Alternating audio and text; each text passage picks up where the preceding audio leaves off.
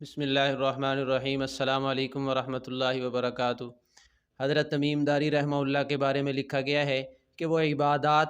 اور اپنے تلاوت کے معمولات کو چھپ کر کرنے والے تھے، کہ ان کی عادت شریفہ اور مزاج یہ تھا کہ وہ عبادات کو چھپ کر کرتے تھے۔